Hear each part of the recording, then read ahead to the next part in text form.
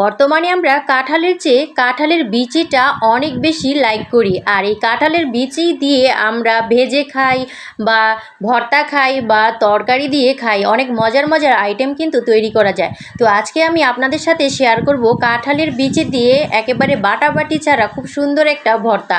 তো এখানে আমি কাঁঠালের বিচিগুলোকে টেলে ভালো করে ছিলে ধুয়ে নিব। এরপর একটা হাম্বুল দিস্তা নিব, আর এই হাম্বুল দিস্তার মধ্যে ভালো করে এভাবে থেতলে নিব। থেতলে নিলেই কিন্তু অনেকটা হয়ে যাবে, আপনার পাটা পুতা লাগবে না, এত বাটাবাটি ঘাটাঘাটি করা লাগবে না, খুব সহজেই কিন্তু ভর্তাটা তৈরি হয়ে যাবে।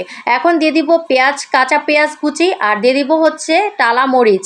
মরিচটা একটু টেলে নেবেন, শুকনা মরিচ, আর দিয়ে দিব সামান্য একটু লবণ। এরপর আমি ভালো করে আবার এভাবে থেতলে নিব। থেতলে নিলে কিন্তু হয়ে গেল। আর এখানে কিন্তু বাসায় ফ্রিজে মরিচের ভর্তা ছিল, তো সেগুলো আমি অ্যাড করে দিয়েছি। মরিচের ভর্তা অ্যাড করতেও পারেন, আর না করলেও সমস্যা নাই, আমার বাসায় ছিল তাই আমি অ্যাড করেছি। তো এই যে দেখেন কি সুন্দর লাল টুকটুকে একটা ভর্তা, কাঁঠালের বিচির ভর্তা, খুব মজার হয়েছিল ভর্তাটা। তো আজকে কিন্তু আমি আপনাদের সাথে শেয়ার করলাম এ কারণে। আর এই যে গরম ভাতের সাথে এই ভর্তাটা এত মজা হয়। আর কাঁঠালের বিচির ভর্তা কিন্তু এভাবে যদি ঝরা ঝরা থাকে তাহলে কিন্তু খুব ভালো লাগে। ঝরঝরে ভর্তাটা আমার কাছে অনেক ভালো লাগে, একেবারে আঠালো ভর্তার চেয়ে এটা কিন্তু অনেক বেশি সুস্বাদু। তো অবশ্যই বাসায় বানিয়ে খেয়ে দেখবেন, খুব মজার এই ভর্তা। আল্লাহ হাফেজ।